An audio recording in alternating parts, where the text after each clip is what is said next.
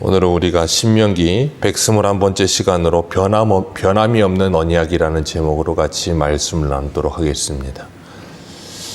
이사야 40장 8절을 보면 푸른 마르고 꽃은 시드나 우리 하나님의 말씀은 영원히 서리라 라는 말씀이 있습니다. 푸른 마르고 꽃은 시듭니다. 이 세상에 어떤 것도 변하지 않는 것은 없습니다. 다 시간이 되면 지나갑니다. 그런데 우리 하나님의 말씀은 영원합니다. 그리고 그 하나님의 말씀은 오늘도 우리들에게 주어져 있는 말씀인 줄 믿습니다. 오늘 본문은 모세가 여호수아에게 안수하며 모세의 40년 사역을 끝을 내는 모습을 봅니다. 40년 동안 하나님의 종으로 충성스럽게 이스라엘 백성들과 함께 출애굽의 모든 여정을 다 함께 했고 홍해를 건넜고 출애굽했고 홍해를 건넜고 광야 40년을 지내오면서 참 수많은 우여곡절이 있던 그 모세의 사역이 끝이 납니다. 그리고 다음 사역자인 여호수아에게 안수하면서 마치 예전에 운동회를 하면 계주할 때 바통을 터치하듯이 이어 달리기를 하잖아요. 모세의 그 달려가던 그 길을 여호수아가 바톤을 받아서 다시 그 길을 계속해서 달려가는 모습처럼 보였어요. 모세는 자신에게 주어진 경주를 완주했고 하나님께서는 그것을 기뻐하셨습니다. 그리고 여호수아가 그 사역을 시작합니다. 그 사역을 시작하는 여호수아에게 오늘 본문에 보면 지혜의 영이 충만하였다 그랬어요. 그리고 여호수아 1장을 보면 1장 5절에 하나님께서 여호수아에게 이렇게 말씀하세요. 내 평생에 너를 능히 대적할 자가 없으리니 내가 여호수아와 함께 모세와 함께 있었던 것 같이 너와 함께 있을 것임이니라. 내가 너를 떠나지 아니하며 버리지 아니하리니 강하고 담대하라. 너는 내가 그들의 조상에게 맹세하여 그들에게 주리라 한 땅을 이 백성에게 차지하게 하리라. 아멘. 여호수아의 사명은 여기 있어요. 하나님께서 이스라엘 백성들에게 주리라 하신 그 땅을 차지하게 하는 일. 모세의 사명은 이스라엘 백성들을 애굽에서 데리고 나오고 그들을 광야에서 40년을 훈련하는 그 모든 과정을 하는 일이 모세의 사명이었던 거예요. 각자의 사명이 다릅니다. 그러나 그 모든 사명은 하나의 이 말씀으로 점철이 돼요. 그게 뭐냐면 하나님의 언약의 말씀인데 하나님께서 창세기 15장에 아브라함에게 언약하셨던 그 횃불 언약의 말씀이 이 모든 사역의 총집합입니다. 하나님께서 아브라함에게 말씀하시면서 우리 한 군데 읽어보겠습니다. 창세기 15장 13절.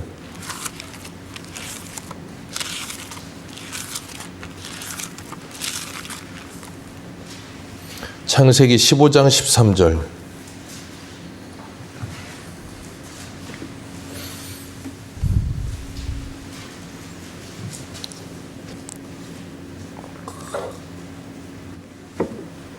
(13절부터) (16절입니다) 같이 읽겠습니다. 그들이 섬기는 나라는 죄송합니다. 13절부터입니다. 시작. 여호와께서 아브라함에게 이르시되 너는 반드시 알라. 내 자손이 이방에서 객이 되어 그들을 섬기겠고 그들은 400년 동안 내 자손을 괴롭히리니 그들이 섬기는 나라를 내가 징벌할지며 그 후에 내 자손이 큰 재물을 이끌고 나오리라. 너는 장수하다가 평안히 조상에게 돌아갈 장사될 것이요 내 자손은 4대 만에 이 땅으로 돌아오리니 이는 아모리 족속의 죄악이 아직 가득 차지 아니함이니라 하시더니 아멘. 하나님께서 아브라함에게 이미 언약하셨던 이 언약 가나안 땅에 들어가게 하리라 그렇게 말씀하시면서 이미 너의 자손들은 이방에 객이 되어 400년 동안 그 4대 동안 있다가 거기서 나오게 될 텐데 그 타이밍은 아모리 족속의 죄악이 가득할 때이다 라고 이야기하시는 거예요. 그러니까 하나님의 언약이 이루어지기 위해서 가나안 땅에서는 가나안 7족속이 뭐하고 있어요? 죄를 짓고 있고 그 죄가 관영해질 때까지 하나님께서 기다리고 계시고 그리고 애굽에서는 이스라엘 백성들이 아브라함에게 말씀하셨던 그 언약이 이루어지기 위해서 아브라함이 그 말씀을 붙들고 살다가 그 아들 이삭에게 주고 그 이삭은 다시 누구에게 줘요? 그 아들 야곱에게 주고 그래서 야곱에게 축복할 때 에서에게 축복하려고 하다가 이삭이 야곱에게 축복하게 됩니다. 그런데 야곱에게 축복하고 나서 에서가 들어왔을 때 아버지에게 그러죠. 나에게도 축복하여 주옵소서. 그랬더니 야곱이 하는 말이 뭐였어요? 나의 축복은 그 한 가지다. 분명히 생각해 보세요. 야곱에게 축복을 했으면, 거짓말로 이렇게 속여서 축복을 받았으면 에서에게도 뭔가 축복을 좀 해주면 되지 않습니까? 그게 아니고 에서에게는 축복할 게 없다 그러는 거예요. 왜요? 하나님의 언약의 말씀이 흘러내려가는 그 언약의 말씀의 축복은 하나밖에 없는 거예요. 그렇기 때문에 그 이야기를 하는 거거든요. 그래서 아브라함에게 주셨던 이 말씀이 이삭에게 가고, 이삭에게 주셨던 말씀이 야곱에게 가고, 야곱에게 주셨던 말씀이 요셉에게 넘어갑니다. 그래서 그들은 그 언약의 말씀을 붙들고 뭐 했어요?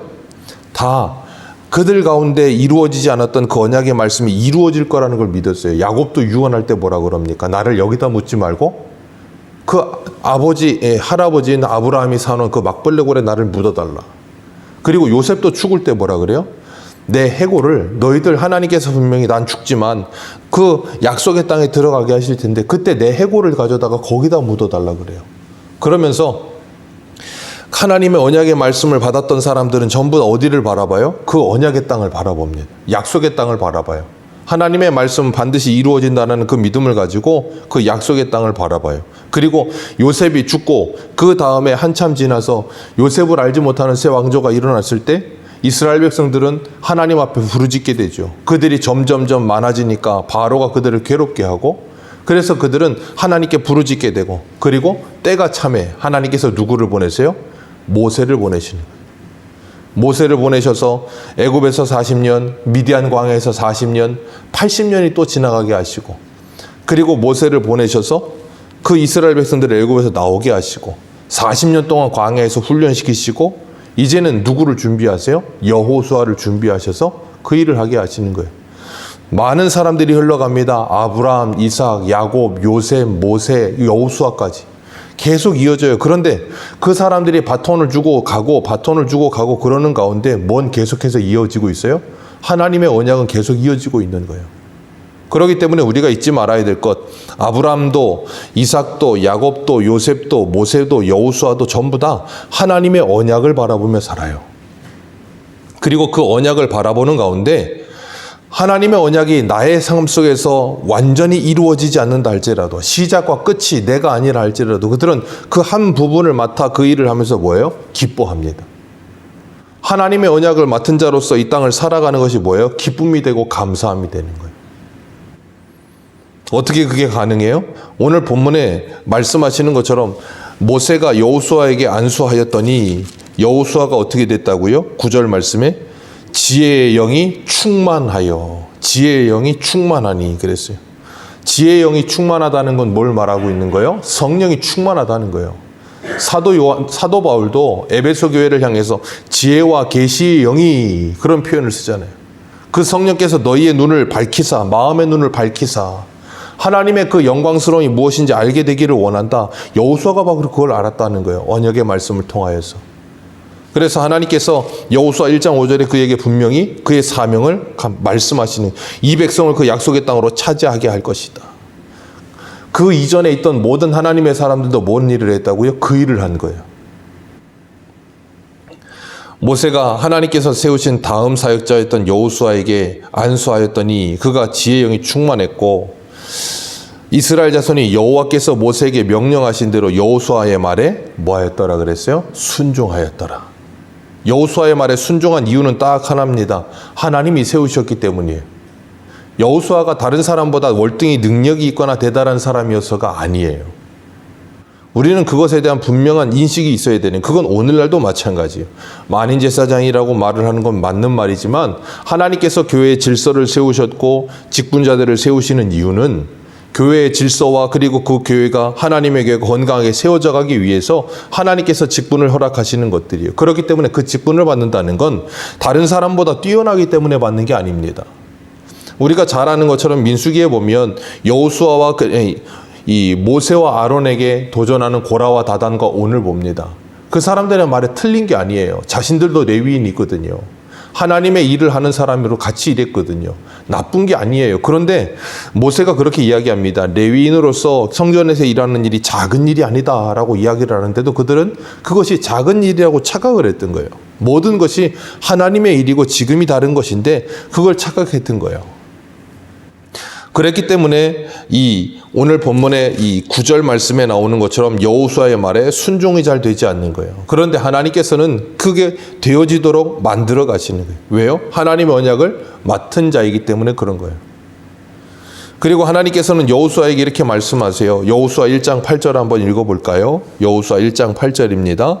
같이 한번 읽습니다. 시작. 이 율법책을 내 입에서 떠나지 말게 하며 주야로 그것을 묵상하여 그 안에 기록된 대로 다 지켜 행하라. 그리하면 내 길이 평탄하게 될 것이며 내가 형통하리라. 아멘. 모세에게 주셨던 그 모든 말씀을 내 입에서 떠나지 말게 해라.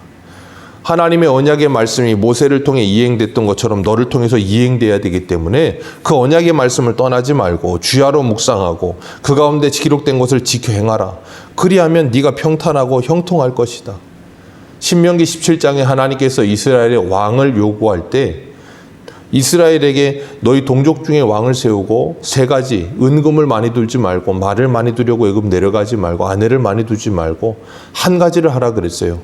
신명기 17장에 보면 율법서의 등사본을 레위 사람 제사장 앞에서 책에 기록하여 평생 자기 옆에 두고 하나님 여호와를 경외하기를 배우며 그 율법의 모든 말과 규례를 지켜 행할 것이라. 그리하면 그의 마음이 그의 형제 위에 교만하지 아니하고 그 명령을 떠나 좌로나 우로나 치우치지 아니하리니 이스라엘 중에서 그와 그의 자손의 왕위가 있는 날이 장구하리라. 하나님의 말씀을 옆에 두고 날마다 그 말씀을 평생 읽어야 되는 이유는 여호와를 경외하는 법 그리고 그 말씀을 지켜내는 걸 배우게 하시고 그걸 배워서 순종하는 삶을 살 때 형제들 위에 교만하여 올라서지 않게 될 거라는 거예요. 이스라엘의 왕이라고 하여 형제들 위에 올라서서 그들에게 군림하는 존재로 살아서는 안 된다는 걸 가르치시는 거예요. 세상 왕과는 다르다는 거예요. 하나님의 종으로서 이스라엘 백성들을 섬기는 청지기가 되어서 그들을 이끌어야 될 하나님의 대리자가 되어야 된다는 걸 말씀하시는 거예요. 그러면서 뭘 말씀하시냐면 그 말씀을 붙들라는 거예요. 모세에게도 그 말씀을 주셨고 여호수아에게도 이 말씀을 붙들라고 말씀하고 계시는 거예요. 아브라함부터 해서 하나님께서 그들에게 말씀을 주셨습니다. 그들이 그 말씀을 붙들었습니다. 그 말씀이 계속해서 뭐 한다고요? 전달되어 내려오고 있는 거예요. 그리고 그 말씀은 반드시 뭐 한다고요? 이루어집니다. 그리고 오늘 우리들에게도 그 말씀이 주어진 줄 믿으시길 바랍니다. 그래서 복 있는 사람이 누구예요? 하나님의 말씀을 받은 사람들. 말씀을 받은 사람들이에요. 언약의 말씀을 받은 사람들. 그래서 시편 1편 2절에 보면 오직 여호와 율법을 즐거워하여 그 율법을 주야로 묵상하는 자로다. 아멘. 여호수아에게도 말씀하시는 거예요. 주야로 묵상해라. 그 말씀을 떠나지 말아라. 그게 아브라함, 이삭, 야곱, 요셉, 모세, 여호수아가 받은 복이에요. 그 복을 하나님은 오늘 우리에게도 주신 줄 믿습니다. 어떻게 해요? 지혜와 계시의 영을 우리에게 주사 그 말씀을 우리에게 붙들게 하시는 거예요. 그래서 우리 한 군데만 읽겠습니다. 계시록 1장입니다. 계시록 1장. 계시록 1장 3절입니다. 계시록 1장 3절 우리 같이 읽습니다. 시작. 이 예언의 말씀을 읽는 자와 듣는 자와 그 가운데 기록한 것을 지키는 자는 복이 있나니 때가 가까움이니라. 아멘. 이 예언의 말씀을 받았어요. 그리고 그 예언의 말씀을 가진 사람은 뭐 한다고요? 아브라함과 이삭과 야곱과 요셉과 모세와 여호수아와 같이 그 언약의 말씀을 붙들고 믿음으로 살아가는 거예요. 언제까지요? 하나님이 약속하신 그 약속의 땅에 들어갈 때까지. 오늘 우리들도 그 과정 속에 있을 수도 있습니다. 주님 다시 오심을 볼 사람도 있을지도 모르겠죠. 주님이 언제 오실지 모르니까. 주님이 앞으로 만년 있다 오실지 내일 오실지 아무도 모릅니다. 그러나 우리는 주님이 다시 오신다는 그 말씀을 받았어요. 마치 아브라함, 이삭, 야곱, 요셉처럼 다 받았단 말이에요. 그리고 그 말씀을 받은 자로서 우리는 이 땅을 살면서 어떻게 한다고요? 기록된 그 말씀을 지켜 행하는 자 복이 있느니라. 그 말씀을 받은 자로서 지혜와 계시의 영을 받은 자로서 그 말씀을 붙들고 변함없이 충성스럽게 그 말씀을 따라 살아가는 사람들. 주야로 그 말씀을 묵상하며 우리의 삶 속에서 그 말씀이 드러나게 살아가는 사람들. 그러기 위해 뭐 해야 돼요? 하나님의 말씀을 묵상해야 돼요. 말씀을 떠나서 하는 게 아니라 그 말씀을 묵상해야 되는 거예요. 그러지 않으면 우리는 나도 모르게 내 삶을 말씀이 우리를 이끌어가는 게 아니라 내 옛사람이 우리를 이끌어가요. 그러다 보면 어떻게 됩니까? 관계가 무너지는 거예요. 하나님과의 관계가 무너지고 이웃과의 관계가 무너지고 그러다 보면 어떻게 돼요? 방금 전에 읽었던 민수기 10장에 신명기 17장에 말씀하시는 것처럼 그 말씀을 옆에 두고 평생 읽지 않으니까 형제들 위에 군림하며 교만하게 그들을 좌우지하려는 우리들의 옛사람의 본성이 드러나게 되고 왜요? 말씀의 통치를 받지 못하니까. 그래서 지혜와 계시의 영이 우리에게 임하면 그 말씀의 통치를 받게 되는 거예요. 그 말씀을 주시고 그 말씀의 통치를 받도록 성령이 우리에게 오셔서 우리를 이끌어 가시는 거예요. 어디로요? 그 약속의 땅으로.